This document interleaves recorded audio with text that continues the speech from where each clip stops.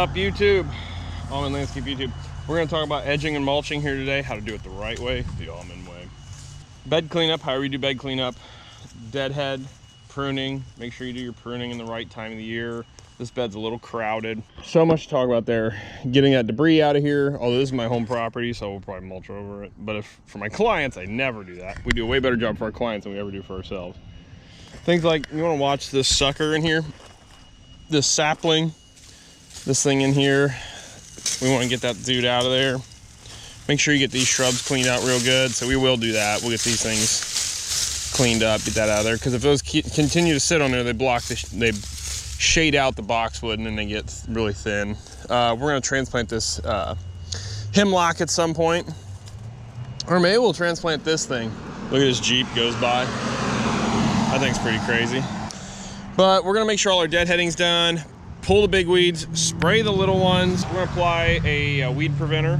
Preen or Treflan's a brand we use. There's the Snapshot. There's a bunch of different ones. I think Snapshot. Don't quote me on that. Make sure your chemical licenses and all that applies. If you need to have chemical licenses in your state to apply, you know, bed weed preventers, stuff like that.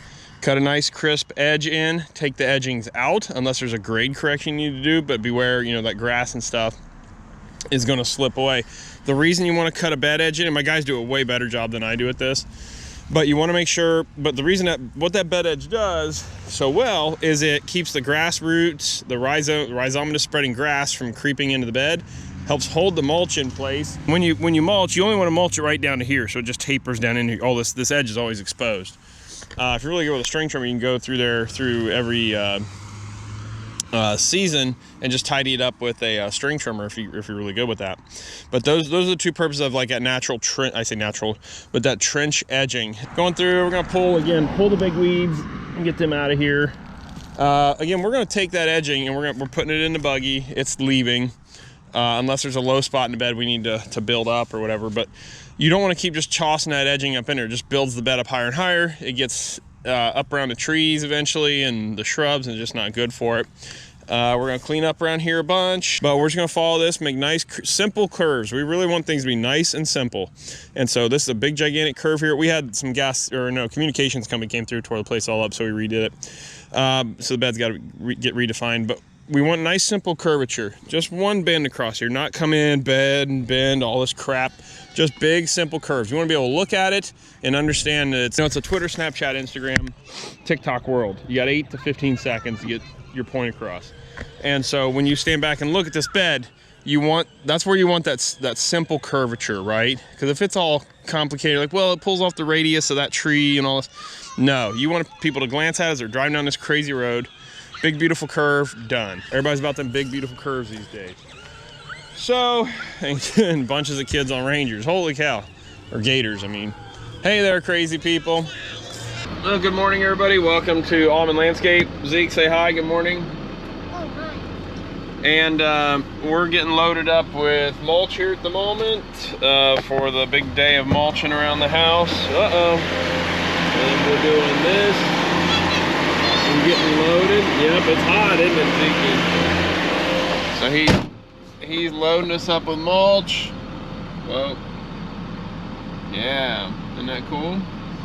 We're gonna see if we can fit 10 yards on the big truck. How's Zeke? 10 yards? 10 yards, my man. So we'll see. 10 yards of mulch. Yep, that's that. So, all right, here we go for the day. We're loaded up and truck it in. Yeah, the big belt is great. Big one.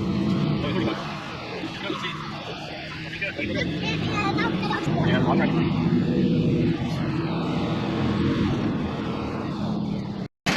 Mulch 2021 at the house has begun. We're getting this set up where we can put the side gate down, the mason side there. Kids and everyone helping.